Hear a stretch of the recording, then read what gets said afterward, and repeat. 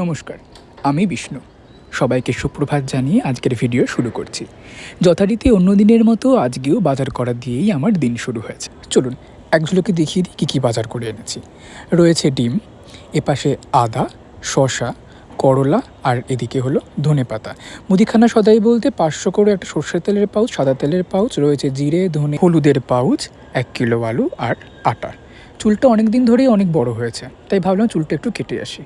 ঠিক আছে না? তার সাথে দাড়িটাও একটু শেপ করে নিলাম। স্নান হয়ে গেছে, তাই ছাদে এসেছি একটু জামাকাপড়গুলো মেলতে। দুদিন ধরে ঠান্ডাটা কম, কিন্তু রোদের তেজ ভীষণ। আর যখন বাজারে গিয়েছিলাম বেগুন দেখে ভারী লোভ হচ্ছিল, ভাবলাম নিই। তারপর ভাবলাম এখনও তো গোটা শীতটা পড়ে, একটু বেগুনের দামটা সস্তা হোক, তারপর বেগুন নেওয়া যাবে। আমরা সবাই জানি শীতকালেই সবজির ফলন বেশি। এই শীতেই তো ফুলকপি, বাঁধাকপি থেকে শুরু করে মটরশুঁটি, বিনস সব সবজি আমরা পাই। এদিকে কথা বলতে বলতেই আমার ছাদে কাপড় মেলাও হয়ে গেল। চলুন এবার একটু নিচে যাই, পুজো দেওয়া বাকি তো, পুজোটা একটু সেরে নিই।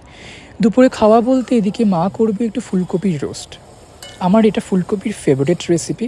তার সাথে মা এদিকে ভাত বসিয়ে দিয়েছে, ওদিকে ডাল হচ্ছে। ভাতের সাথে কুমড়ো ভাতে আমার সেরা লাগে, তাই কুমড়ো ভাতে মা সুন্দর করে মাখছে। আমার মতো কে কে খেতে ভালোবাসো অবশ্যই কমেন্টে জানিও। রয়েছে কুমড়ো আর মূলো দিয়ে মুগ ডাল, আর এই হলো ফুলকপি রোস্টের তরকারি। চলুন এইবার খেয়ে নিই। তবে ভিডিও আজ এই পর্যন্তই। ভালো থাকবেন, সুস্থ থাকবেন, সাবধানে থাকবেন।